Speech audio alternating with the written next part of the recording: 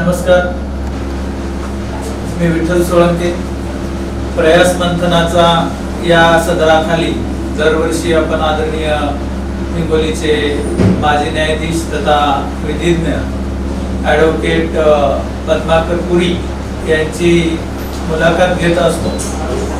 देशातले आणि न्यायव्यवस्थेतील अनेक प्रश्न या मुलाखतीच्या माध्यमातून जनसामान्यांचं काय मत आहे हेही त्या संदर्भाने चर्चा या प्रयास मंथनाच्या या सदरामध्ये होते. आता जे आहे देशामधील सगळी न्यायव्यवस्था आणि न्यायव्यवस्थेचा निपक्षपातीपणा याबद्दल अनेक प्रश्न जनतेच्या मनामध्ये आहेत आणि राजकीय विचारपीठांवरून सुद्धा दसरा मेळाव्यामध्ये असेल किंवा अनेक कार्यक्रमातून अनेक ठिकाणी त्यावर उघड भाष्य केलं जाते. तर या संदर्भाने आपण जे आहे ते आज आदरणीय आपले सगळ्यांचे परिचित असलेले हिंगोलीतील विधिज्ञ माजी न्यायाधीश, जिल्हा न्यायाधीश म्हणून त्यांनी काम केलेलं आहे, त्यांना या मुलाखतीमध्ये बोलणार आहोत. नमस्कार सर, आपलं स्वागत आहे या प्रयास मंथनाच्या या मुलाखतीमध्ये. आपल्या सोबत आहेत आपले सगळ्यांचे सुपरिचित असलेले मित्र श्रीमान संजय टाकळगावकर सर आणि या संदर्भाने मी आदरणीय पुरी साहेबांना विनंती करेल की त्यांनी याबाबत आपलं मत व्यक्त करावं की देशातील न्यायव्यवस्थेचा निपक्षपातीपणा हा आज लोकांच्या समोर प्रश्नचिन्ह निर्माण करीत आहे किंवा कसे. बघा, न्यायालयाकडे पाहण्याचा जो काही दृष्टिकोन आहे सर्व लोकांचा यापूर्वी देखील तो असा होता की आपल्याला कुठेही जरी न्याय मिळाला नाही किंवा आपल्यावर जो काही अन्याय झाला आहे त्या बाबतीमध्ये आपण न्यायालयात गेलो तर निश्चितपणे ज्याच्या विरुद्ध आपण न्याय मागतोय तो कुठल्याही पदावरचा व्यक्ती असो निपक्षपणे आपल्याला न्याय मिळेल अशी लोकांना अपेक्षा होती. परंतु काल परत्वे त्याच्यामध्ये असं झालं की विलंबाने न्याय मिळणे, त्याचप्रमाणे खटले प्रलंबित राहणे, तसेच न्यायमूर्ती महोदय जे आहेत त्यांनी स्वतःच्या वर्तनावर काही बंधनं जी लादून घ्यायला पाहिजे ती न लादून घेणं.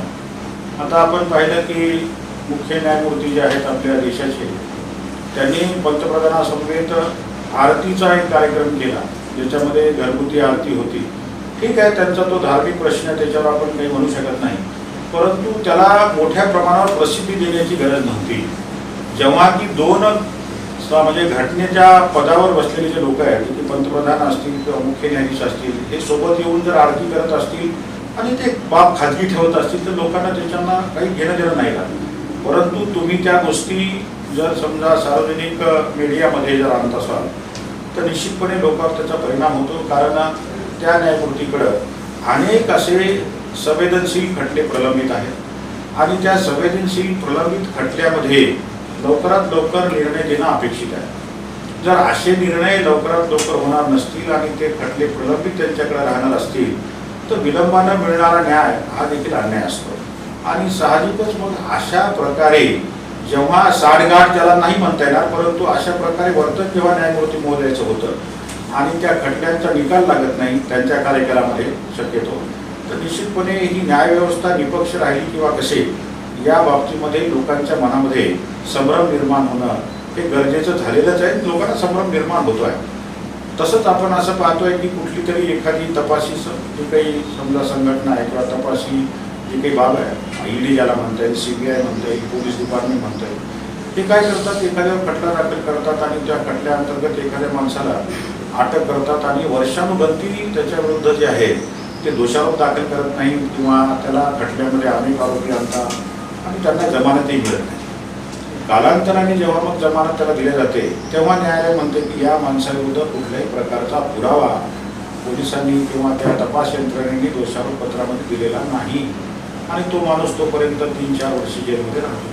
तर ही जी काही प्रक्रिया आहे या प्रक्रियेमध्ये निष्पक्षपणा जो आहे न्यायालयाचा तो दिसत नाही आणि त्यामुळे साहजिकच जनतेमध्ये संभ्रम निर्माण होत आहे. याकरिता न्यायमूर्ती महोदयांनी लवकरात लवकर निर्णय कसे लागतील, त्याचप्रमाणे तपास यंत्रणेवर ताशेरे ओढण्यापेक्षा एखाद्या माणसाच्या विरुद्ध तपास यंत्रणेने जर खोटं दोषारोप किंवा पुरावे नसलेला दोषारोप दाखल जर केलं तर त्याची तात्काळ मुक्तता करण्याचा देखील अधिकार न्यायालयाला आहे.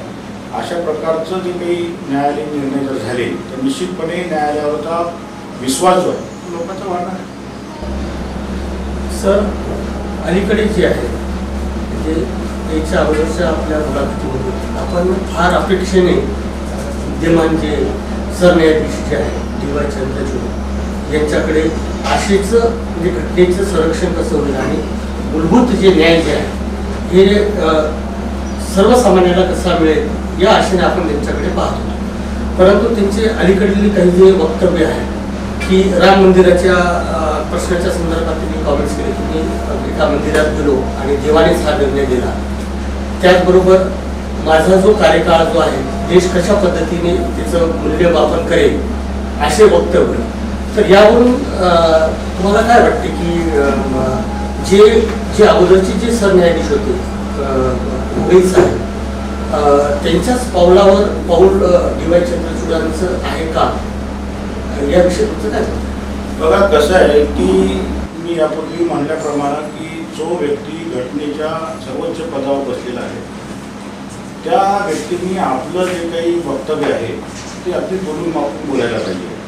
आता ही जी काही आपण म्हणताय की जो काही त्यांनी वक्तव्य केलेलं आहे की देवाच्या कृपेने मी निर्णय दिला, हे त्यांचं वक्तव्य त्यांच्या मूळ गावी गणेसर जे गाव आहे त्यांचं त्या ठिकाणी त्यांनी जे काही गावकरी मंडळी होती त्यांच्या समक्ष केलेलं वक्तव्य आहे. आता यामध्ये जो काही राम जन्मभूमी बाबरी मस्जिदचा जो काही खटला होता त्या खटल्यामध्ये आपण जर पाहिलं तर तो खटल्याचा निकाल कोणी दिला याचं नाव देखील त्याच्यामध्ये नमूद नाही आहे. त्या न्यायमूर्ती महोदयांचं नाव त्याच्यामध्ये नमूद दिलेलं नाही आहे. ते कारणं वेगवेगळे असतील, त्या कारणात आपण जायला नको. परंतु एखादे न्यायमूर्ती महोदय जेव्हा असं म्हणतात की मी निकाल देताना देवाची प्रार्थना केली आणि त्यांनीच मला बुद्धी दिली आणि त्याप्रमाणे निकाल दिला, तर या प्रकारे काय होतं की लोकांचा संविधानावरचा त्याचप्रमाणे कायद्याच्या तरतुदीनुसारच आपल्याला न्याय मिळतो या बाबीवरचा विश्वास हा निघून जातो. आणि धर्म आणि निर्णय या दोन बाबी वेगवेगळ्या आहेत. कारण कुठल्याही धर्माचा न्यायमूर्ती जर असेल तर त्या न्यायमूर्तींनी कायद्याच्या तरतुदीनुसार निकाल द्यायचा असतो, ना की ईश्वराच्या इच्छेनुसार द्यायचा असतो. यावर बऱ्याच उहापोह झाला. त्यांच्याकडून जे काही बोलले तसं बोलणं न्यायमूर्ती महोदयांनी या टाळायला पाहिजे होतं असं माझं मत आहे. जसं की त्यावर अनेक टीका टिप्पणी झाली. नंतर मग धर्मावर आले. काही लोक असे म्हणले की एखादा मुस्लिम समाजाचा न्यायमूर्ती असता तर त्यांनी जर समजा अशा प्रकारची प्रार्थना केली असती तर निकाल कसा आला असता. तर या सर्व बाबीमुळं काय होतं की लोकांचा एकंदरीत न्यायासनावरील बसलेल्या लोकांवरचाच विश्वास उडतो आहे. आणि तो उडल्यामुळे होतं असं की न्यायमूर्ती महोदयाकडून आपल्याला न्याय मिळेल का, योग्य न्याय देतील का. कारण मुळात न्याय देणं ही जी काही प्रक्रिया आहे ती निपक्षपणे प्रक्रिया असली पाहिजे. तर अशा प्रकारचं वक्तव्य न्यायमूर्ती महोदयांनी टाळायला पाहिजे होतं असं माझं मत आहे. आणि त्यांनी जे काही अजून काही वक्तव्य केलेले दिसतात की मी या देवीच्या कृपेमुळे या सरन्यायाधीश पदावर आलो. प्रत्येक गावची एक देवी म्हणा किंवा एक गावचं देवस्थान असतं, त्याची कृपा आपल्यावर निश्चित असते. आणि ती कृपा जी आहे ती आपल्या मनामध्ये ठेवायला पाहिजे. ते आपण काय देशामुळे झालो काय झालो असं सार्वजनिकरित्या कुठल्याही न्यायमूर्ती महोदयांनी अशा प्रकारचं जे काही स्टेटमेंट आहे ते करायला नको असं माझं वैयक्तिक त्याच्यामध्ये मत आहे. ही जी आहे विलंबाने मिळणारी जी न्याय प्रक्रिया आहे किंवा डिले असल्यामुळे लोकांना वाटते आपल्यावर अन्याय होतो, याचा फायदा घेऊन एक समांतर न्याय व्यवस्था चालते का काय देशामध्ये असं सुद्धा अनेक लोकांना वाटते. याच्यामध्ये कसं झालंय की आता आम्ही जेव्हा या व्यवसायामध्ये आलो त्यावेळेस असं लक्षात आलं की लोकांचा न्याय व्यवस्थेवरचा विश्वास साधारणतः 25 वर्षापूर्वीची घटना आहे की तो फार मोठ्या प्रमाणावर होता. आणि कुठलीही गोष्ट जर करायची झाली किंवा न्याय मिळवायचा झाला तर लोकांना कोर्टावर विश्वास होता. आज घडीला जी काही विलंबाने न्याय मिळतो त्या विलंबामुळं लोक त्रस्त झाले. आणि जनता जेव्हा त्रस्त होते तेव्हा ती पर्यायी मार्ग शोधते. तर त्या पर्यायी मार्गामध्ये जर आपण सोपं एक साधारण उदाहरण घ्यायचं जर झालं, समजा एखाद्या माणसाला तुम्ही तुमची जागा इमारत जर किरायाने दिली आणि तो किरायादार निघत नसेल तर काय होतं की तो मालक कोर्टामध्ये येतो आणि कोर्टामध्ये वर्षानुवर्ती तो खटला चालतो किंवा चालवला जातो. मग अशा वेळेस त्या बालकाला असं वाटतं की आपण विनाकारण न्यायालयात येऊन आपला वेळ वाया घालवलेला असतो, कारण त्याला त्याच्या अगोदर 2-4 लोक असे भेटलेले असतात जे म्हणतात की आम्ही ही तुझी इमारत जी आहे ती अगदी 2 तासामध्ये रिकामी करून देऊ इच्छितो किंवा देऊ शकतो, त्यासाठी तू काही खर्च करायला पाहिजे. मग त्याला असं वाटायला लागतं की जर आपण तशी गोष्ट केली असती तर फायद्याची राहिली असती. मग साहजिकच वकिलाकडे येऊन असे लोक काही सल्ले विचारतात की जर आपल्याला कोर्टातून लवकर न्याय मिळत नसेल तर तुमच्याकडे अशी काही पर्यायी व्यवस्था आहे काय की त्या पर्यायी व्यवस्थेअंतर्गत आपल्याला जे आहे ते पटकन न्याय मिळेल. आता दुर्दैव असं आहे की वकिलांना काही अशा पर्यायी व्यवस्था करता येत नाही, परंतु त्या पर्यायी व्यवस्था आपोआपच निर्माण होत आहे. आणि हे समांतर न्यायालय जर निर्माण झालं किंवा समांतर पर्यायी व्यवस्था जर निर्माण झाली तर देशामध्ये एकंदरीत समाजामध्ये जे काही समजा गुन्हेगारीकरण आहे तेही वाढणार आहे. आणि त्यामुळं हम करे सो कायदा म्हणण्यापेक्षा ज्याच्या हाती लाठी आहे त्याला न्याय मिळेल.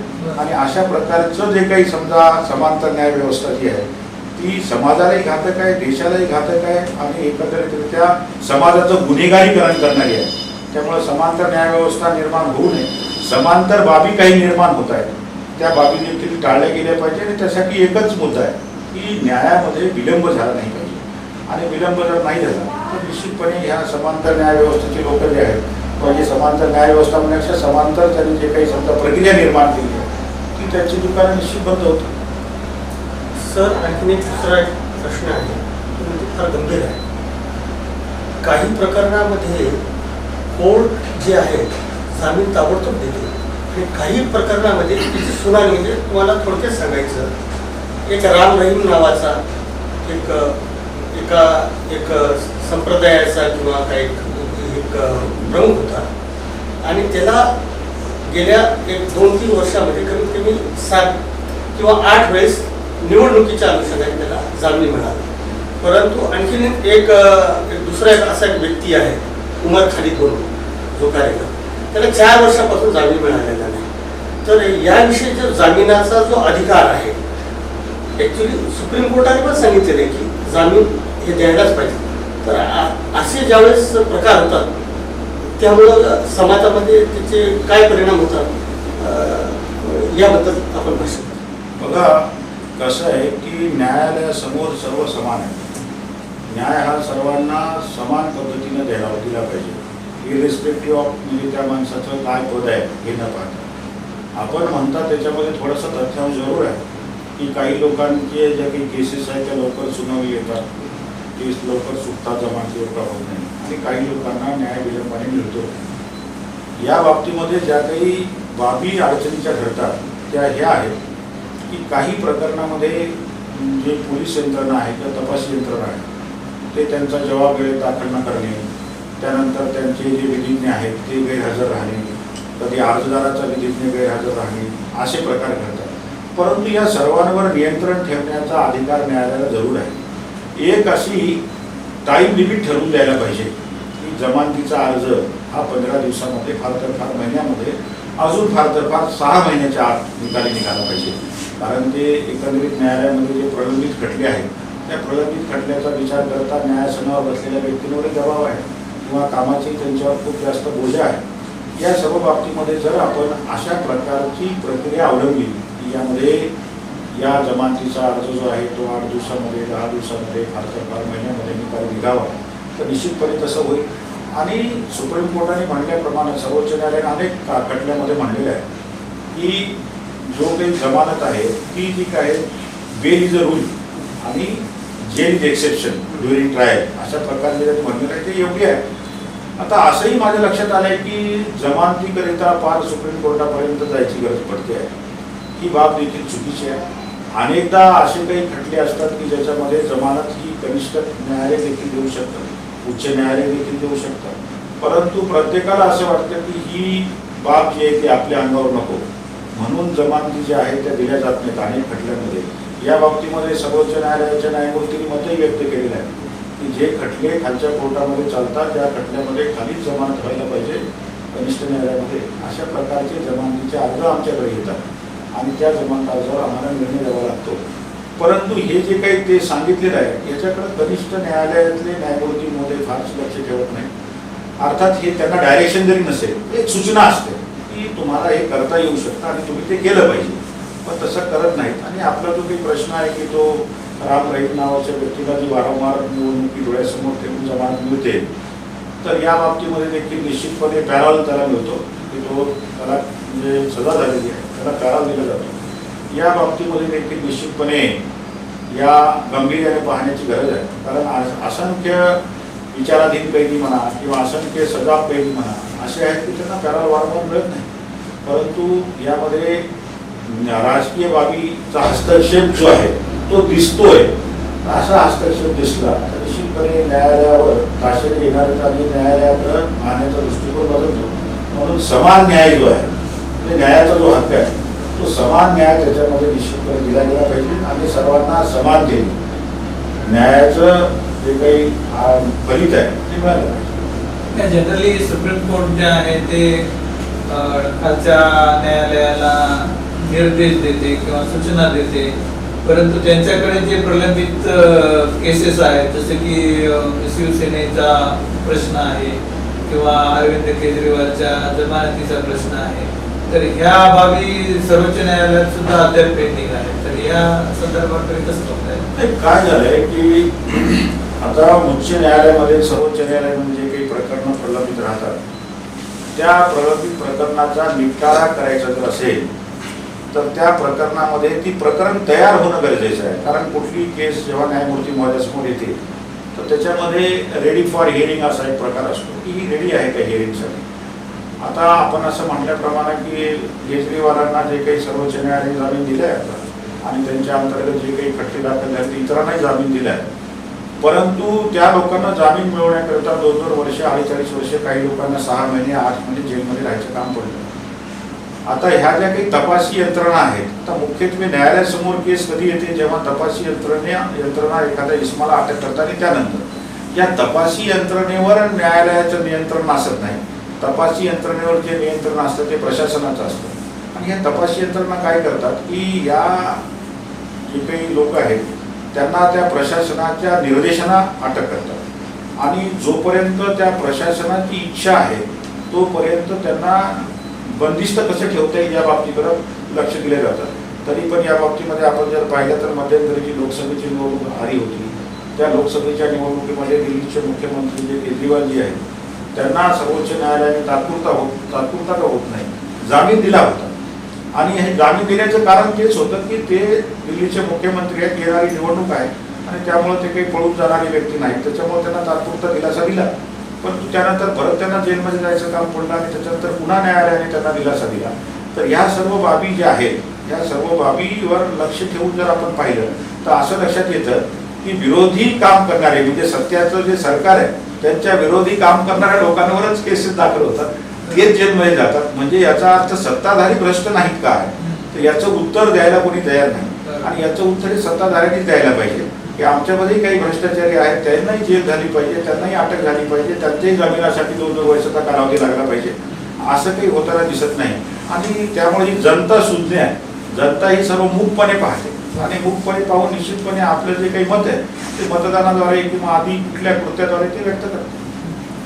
शिवसेनेचा प्रश्न कसाच राहिला? शिवसेनेच्या प्रश्नाच्या बाबतीत तर असं झालंय बघा की नार्वेकर जे आहेत जो आपले अध्यक्ष विधानसभेचे त्यांच्याकडे एक निर्देशात्मक आदेश दिलेला होता सर्वोच्च न्यायालयाने की त्यांनी कशा प्रकारे किती दिवसामध्ये वगैरे त्याचा निर्णय द्यावा. आता त्यांच्यामध्ये निर्णय देताना सर्वोच्च न्यायालयाने असं निर्देश त्यांनी रिजनेबल टाईममध्ये द्यावा असं म्हटलेलं होतं एका योग्य वेळेमध्ये, परंतु कुठल्याही प्रकारचं टाईम लिमिट दिलं नव्हतं. म्हणून त्यांनी 7-8 महिने 10 महिने त्याच्यामध्ये घालवले आणि त्यानंतर कुणीही अपात्र नाही अशा प्रकारचा निर्णय मग ते राष्ट्रवादीचे आमदार असो किंवा शिवसेनेचे आमदार असो याच्यापैकी कुणीही अपात्र नाही अशा प्रकारचा निर्णय दिल्यानंतर परत पुन्हा ते प्रकरण सर्वोच्च न्यायालयात गेलं. तर सर्वोच्च न्यायालयामध्ये ते प्रकरण सुनावणीकरिता आल्यानंतर असं मध्यंतरी वाचण्यात आलं माझ्या की एका वकिलांनी न्यायमूर्ती महोदयासमोर असं सांगितलं की आता महाराष्ट्रामध्ये विधानसभेच्या निवडणुका येत आहेत आणि आम्हाला या प्रकरणामध्ये घाई आहे आणि कृपा करून आपण हे प्रकरण लवकरात लवकर सुनावणीकरता घ्यावं. तर त्यावेळेस त्या वकील महोदयाला न्यायमूर्ती महोदयांनी सुनावलं आणि आमच्याकडे एवढेच प्रकरण आहेत का तुम्ही या ठिकाणी येऊन बसा अशा प्रकारच्या त्याला शब्द वापरून ते प्रकरण त्यांनी वाढवून दिलं. तर ह्या जेव्हा बाबी होतात तेव्हा काय आहे की आता विधानसभेची मुदतही संपली, निवडणुकी जाहीर झालेली आहे, अपात्रतेचं प्रकरण प्रलंबित आहे. आता यानंतर समजा जरी न्यायालयाने निर्णय दिला की या कालावधीकरिता हे आमदार लोक अपात्र आहेत, तरी त्याचा काही उपयोग होणार नाही. कारण त्या कार्यकालाकरता ते अपात्र ठरवायचे होते, त्याकरिता ते ठरवलेले नाही. आणि कुठंतरी असं लोकांनाही वाटायला लागले की हे जाणीवपूर्वक प्रकरण प्रलंबित ठेवलं जात आहे आणि त्याच्यामध्ये निर्णय हा न देण्यामध्येच त्याच्यामध्ये हित आहे संबंधिताचं असंही लक्षात येत आहे. तर या सर्व बाबीमुळं देखील काय होत आहे की न्याय विलंबानं जातोय. म्हणून न्यायालयावर पूर्वी कसं होतं की न्यायालयावर टीका करायची, टीका टिप्पणी करायची म्हणजे लोक विचार करत होते. आता जाहीर सभेमध्ये टीका टिप्पणी केल्या जाते आणि ती टीका टिप्पणी रास्त आहे आणि ती रास्त असल्यामुळे त्याच्यावर न्यायालयीन अवमान्यता खटलाही चालवता येत नाही. म्हणून न्यायालयाने स्वतःला म्हणजे इंट्रोस्पेक्ट करायला पाहिजे, अंतर्मुख होऊन विचार करायला पाहिजे की ह्या ज्या काही टीका टिप्पण्या होतात उद्या यामुळे देशामध्ये यादवी सारखे प्रसंग निर्माण होतील आणि न्याय संस्थेवरचा लोकांचा विश्वास जर एकदा डळमळीत झाला तर निश्चितपणे देशामध्ये दंगली होणं, हा पेरेसो कायदा या प्रकारे वागणं असे प्रकार निर्माण होतील. त्याच्यामुळं जे काही सेन्सिटिव्ह खटले आहेत किंवा ज्याच्यामध्ये लवकर निर्णय देणं गरजेचं आहे अशा खटल्यामध्ये न्यायालयाने निश्चितपणे लवकर निर्णय द्यावा. सर, आणखी एक दुसरा प्रश्न महत्त्वाचा आहे का, एक निर्णयाच्या बाबतीत जे आहे की क्षेत्रातील जे तज्ञ लोक बोलतात इलेक्ट्रॉल बॉन्डच्या बाबतीत काय निर्णय झाला आणि त्याच्यावर बघा कसं झालं की इलेक्ट्रॉल बॉन्ड हे एक असा प्रकार होता की त्यामध्ये देणगी जी दिली जाते राजकीय पक्षांना त्या देणगीचं उहापोह कुठेही होऊ नये. जसं की कंपनी आहे, त्या कंपनीला वाटलं की आपण एका पार्टीला देणगी द्यावी तर त्यांनी रिझर्व्ह स्टेट बँक ऑफ इंडियामध्ये जायचं, त्याच्यामध्ये इलेक्ट्रॉन बॉन्ड विकत घ्यायचे आणि ते बॉन्ड जे आहेत समजा 1 करोड रुपयाचे बॉन्ड जर विकत घेतले तर ते बॉन्ड कोणाला द्यायचे, त्या संबंधित पक्षाला द्यायचे, त्यांनी ते कॅश आउट करायचे आणि पैसे घ्यायचे असा तो प्रकार होता. तर त्याच्यामध्ये जवळपास सर्वच पक्षांना देणगी मिळाली आहे, परंतु काही पक्षांना जास्त देणगी मिळाली. आणि हे जेव्हा इलेक्ट्रॉन बॉन्डचं प्रकरण सर्वोच्च न्यायालयासमोर आलं तर सर्वोच्च न्यायालयाने अगदी स्पष्टपणे सांगितलं की अशा प्रकारच्या देणग्या जमा करणं चुकीचं आहे आणि लोकांना माहिती झालं पाहिजे की कोणत्या पक्षाला कोणाकडून किती देणगी मिळाली. आणि सर्वोच्च न्यायालयाने नावं जाहीर करायला देखील सांगितलं आणि तशी नावंही जाहीर झाली, कोणत्या पक्षाला त्यांनी किती देणगी दिली असंही जाहीर झालं. परंतु यामध्ये माझं स्वतःचं मत असं आहे की सर्वोच्च न्यायालयाने ज्या ज्या पक्षांकडे ज्या जेवढ्या देणग्या जमा झाल्या होत्या त्या सर्व देणग्या परत घेऊन या रिझर्व्ह बँक ऑफ इंडियामध्ये जमा करायला हव्या होत्या. हे असं झालं की तुम्ही चोरी करा, तुम्ही चोर आहेत हेही मला मान्य आहे आणि चोरी केल्यानंतर तो चोरीचा मालही तुमच्याकडेच असू द्या, याला निर्णय म्हणत नाही. हा निर्णय नाही झाला, हा केवळ मतप्रदर्शन झालं. आणि आजकाल मतप्रदर्शन निर्णयापेक्षा मतप्रदर्शन करण्याची जास्त न्यायासनाहून मतप्रदर्शनच जास्त होतात. अनेक खटले आपण असे पाहतो की ज्याच्यामध्ये सुरुवातीला न्यायालय जे आहे अगदी म्हणजे कठोर भूमिका घेतात आणि नंतर त्या कठोर भूमिकेचं काय होतं हे समजायला देखील मार्ग राहत नाही. ती कठोर भूमिका राहत नाही, ती न्यायमूर्ती त्या ठिकाणी राहत नाही. तर अशा काही व्हायला नको. आणि या इलेक्ट्रॉल बॉन्ड प्रकरणामध्ये माझं मत असं आहे की जी काही रक्कम ज्या ज्या पार्टीला मिळाली ती सर्व रक्कम जप्त व्हायला आवश्यक होतं आणि ती जप्त करायला पाहिजे. त्याचबरोबर जे आहे ते मध्ये आपण समांतर न्याय व्यवस्थेच्या संदर्भात बोललो. पोलीसवाले जे एन्काउंटर करतात, मग ते बदलापूरचं प्रकरण घडलं आणि ते शिंदेचं एन्काउंटर जे आहे ते आरोपी झालं, तर ह्या घटनेकडे कसं बघता येईल? बघा, एन्काउंटर करणं म्हणजे न्याय नाही. एखाद्या माणसावर ज्यावेळेस आरोप होतो त्यावेळेस तो आरोपी असतो, त्यांनी तो गुन्हा केलाय नाही केलाय हा हे दर्शवण्याचा किंवा हे ठरविण्याचा त्याला शिक्षा देण्याचा जो अधिकार आहे तो अधिकार हा न्यायालयाला आहे. आणि त्याला शिक्षा जर व्हायची असेल तर निश्चितपणे पोलीस कर्मचाऱ्यांनी किंवा जी काही तपासी यंत्रणा आहे त्यांनी पुरावे जमा करावेत, ते पुरावे न्यायालयामध्ये ठेवावेत. त्या आरोपीला देखील त्याची बाजू मांडण्याची संधी मिळायला पाहिजे. त्याला फेअर जस्टिस म्हणतात. आपण कसाबला दिली संधी, आपण आंतरराष्ट्रीय दबावामध्ये कसाबला संधी दिली, त्याचं एन्काउंटर केलं नाही आणि त्यामध्ये असं आपण दर्शवलं की यामध्ये कोणत्या देशाचा हात आहे, कशा प्रकारचं कारस्थान झालंय हे सर्व समोर यायला पाहिजे. तर याही प्रकरणामध्ये जो काही एन्काउंटर झालेलं आहे रिसेंटली शिंदेचं, ते एन्काउंटर चुकीचं आहे. त्याचं माझं स्पष्टपणे मत आहे की एन्काउंटर केल्याने एकंदरीत समाजातल्या लोकांना जरी बरं वाटलं असेल, कारण समाजातल्या लोकांचं काय की समाजाला काही माहीत नसतं की कोणी काय घटना केलेली आहे. साहजिकपणे जो रोष होता त्या शिंदेवर तो याच्यामुळे होता की त्याच्यावर तक्रार दाखल झालेली होती आणि त्या तक्रारीमुळं त्याला फाशी द्यायला पाहिजे अशा प्रकारचा जनतेमध्ये रोष होता. मग त्या रोषाला बळी पडून आपण त्याचे एन्काउंटर करणं हे तसं बरोबर नाही. आणि ते एन्काउंटर कधी केलेलं आहे त्याचं, जेव्हा की त्याला प्रोडक्शन वॉरंट घेऊन जात होते, जेव्हा 4-6 पोलीस कर्मचारी त्याच्यासोबत होते, त्याच्या हाताला बेड्या होत्या, अशा वेळेस त्याचे एन्काउंटर करण्यात आलेलं आहे. आणि असं सांगण्यात आलं की त्यांनी पिस्टल जे आहे ते हिसकावून घेण्याचा प्रयत्न केला, थोडा गोळीबारही केला आणि त्याच्यानंतर मग त्याला एन्काउंटर करण्यात आलं. तर हे एन्काउंटर माझं मत असं स्पष्ट आहे की फेक एन्काउंटर आहे. केवळ जनतेचा रोष जो आहे तो जनतेचा रोष शमावा आणि पुढे येणाऱ्या निवडणुकीमध्ये त्याचा काही फायदा व्हावा या हेतूने केलेलं ते एन्काउंटर दिसतं. न्यायालयामध्ये ते प्रकरण गेलेलं आहे आणि माझी न्यायालयातून अपेक्षा आहे की या बाबतीमध्ये ज्या लोकांनी एन्काउंटर केलेलं आहे त्याचा सर्व सत्यता तपासून न्यायालय त्या लोकांविरुद्ध गुन्हे दाखल करण्याचा प्रसंगी त्यांना शिक्षा देखील करेल आणि असे एन्काउंटर होऊ नये असं माझं स्पष्ट मत आहे. सर, आणखी एक दुसरा एक प्रश्न आहे की आता न्याय जो आहे फक्त श्रीमंतालाच मिळला, गरीबाला नाही. मी उदाहरणार्थ समजा केजरीवाल असतील किंवा ते संजय सिंग असतील, त्यांनी जे आहे त्यांच्या जामिनासाठी जे सर्वोच्च न्यायालयामध्ये धाव घेतली आणि सर्वोच्च न्यायालयाची जी फीस हे सर्वसामान्यांना परवडणारी नाही. तर मग सर्वसामान्यांना न्याय आता मिळणार आहे का नाही, किंवा ते आता म्हणजे ते अंधारातच प्रश्न राहणार आहे. बघा, न्यायाचा हक्क जो आहे हा मूलभूत अधिकार आहे. एखाद्या व्यक्तीला न्याय मिळावा म्हणून सरकारने म्हणजे शासनानेच प्रयत्न केला पाहिजे. त्यासाठी बऱ्याचशा योजना आहेत सरकारच्या. एखादा आरोपी आहे, त्याची आर्थिक स्थिती कमजोर आहे, तो वकिलांची खाजगी वकिलांची फीस देऊ शकत नाही, तर अशा आरोपीला न्यायालय जे आहे हे विधिज्ञ नेमून देऊ शकतात सरकारच्या पैशाने. परंतु काय होतं की असे जे काही विधिज्ञ नेमले जातात, पॅनल ॲडव्होकेट त्याला म्हणतात, त्यांना तेवढासा अनुभव असताना दिसत नाही किंवा त्यांनी तशा प्रकारचे खटले हाताळलेले नसतात. साहजिकच आहे की अशा वेळेस त्या माणसाला न्याय मिळत नाही. आपण म्हणता त्याच्यामध्ये तथ्य आहे की न्याय हा श्रीमंताला मिळतोय हे का दिसतंय, तर याचं कारण असं आहे की जे लोक आर्थिकदृष्ट्या सबल आहेत ते निश्चितपणे स्वतःच्या हक्कामध्ये न्याय मिळवून घेऊ शकतात. आता ते न्याय मिळवून घेणं म्हणजे स्वतःच्या प्रकरणाचा निकाल लावणं, आपण यापुरता अभिप्रेत ठेवू. आणि जेव्हा ते असे निकाल लागतात तेव्हा सर्वसामान्य जनतेला असं वाटणं साहजिक आहे की आपल्याला जो काही न्याय जो आहे तो लवकर मिळत नाही. त्याचं फार छान उदाहरण आहे. बघा, रस्त्यावर अपघात केला म्हणून सलमान खानला शिक्षा झाली आणि ती 5 वर्षाची शिक्षा होती. मुंबई सिटी सिव्हिल कोर्टाने त्याला शिक्षा दिली 5 वर्ष, म्हणजे सिटी सिव्हिल सेशन्स कोर्ट आहे.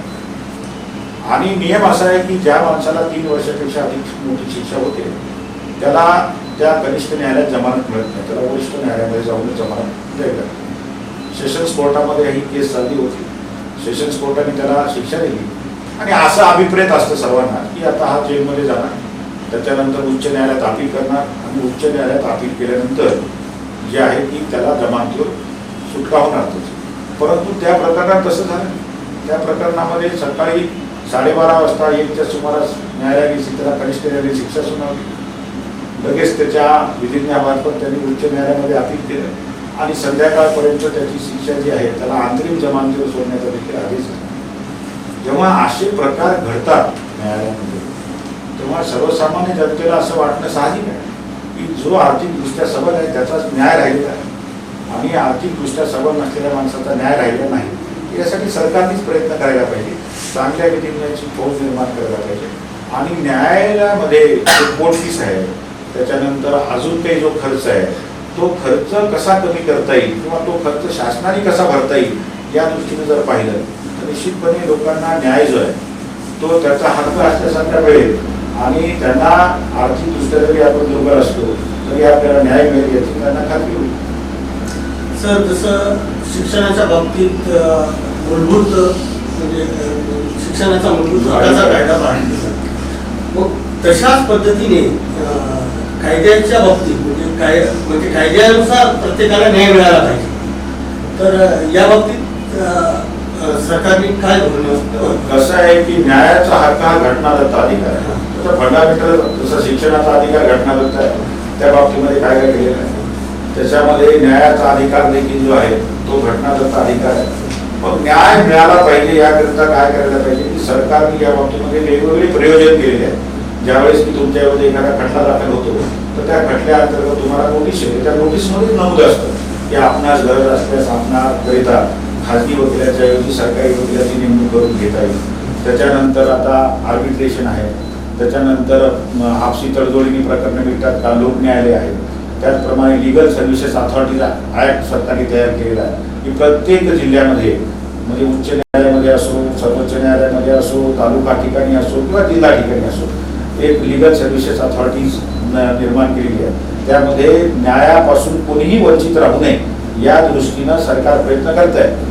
परंतु कसं झालंय की सर्वसामान्य जनतेला असं वाटतं की आपल्याला न्याय मिळवून देण्याकरिता खाजगी वकीलच गरजेचे आहे. त्याच्यामुळं अशा या जे काही यंत्रणा आहेत त्यांच्याकडे कोणी अप्रोच होताना दिसत नाही. तर त्या यंत्रणेविषयीचा विश्वास जो आहे तो सर्वसामान्य जनतेमध्ये निर्माण करणं गरजेचं आहे. त्याच्यामध्ये लोक शिबिर वगैरे असं घेण्याचं सरकारने ठरवलेलं आहे. तर ह्या सर्व बाबी जर घडल्या तर निश्चितपणे सर्वसामान्य जनतेला ॲक्सेस टू जस्टिस ज्याला म्हणता येईल सहजपणे प्राप्त होईल, सुलभतेने त्याला न्याय मिळेल आणि न्यायासनावर त्याचा विश्वास वाढेल. सर, एक शेवटचा एक प्रश्न आहे की विद्यमान जर परिस्थिती पाहिली तर न्यायालय जे आहे हे आता निरपेक्ष राहिले नाही. राजकीय म्हणजे जे सत्ताधारी आहे, याच्या दबावाला तो बळी पडलेला आहे. याच्यामध्ये दोष कोणाचा आहे आणि भविष्यामध्ये जर अशीच परिस्थिती राहिली तर देशामध्ये काय प्रश्न निर्माण? याच्यामध्ये दोष न्याय यंत्रणेचा मी मानतो. त्याचं कारण असं आहे की असं म्हटलं जातं इंग्लिशमध्ये की न्यायालय जे आहे it should be there should not be any comparison between the judiciary and the political persons. म्हणजे कुठल्याही प्रकारचं त्याच्यामध्ये तुलना व्हायला नको.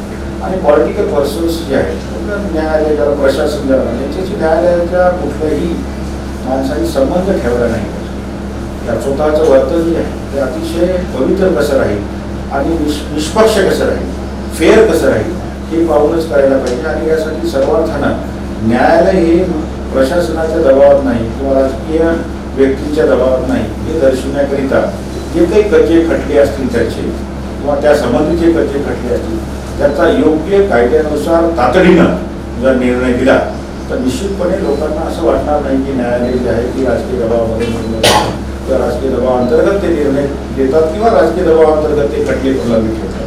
अशा प्रकारचं हे व्हायला. धन्यवाद सर. प्रयास मंथनाचा या सदरामध्ये आपण जे आहे ते देशातील अनेक कायदेविषयी बाबीविषयी चर्चा केली.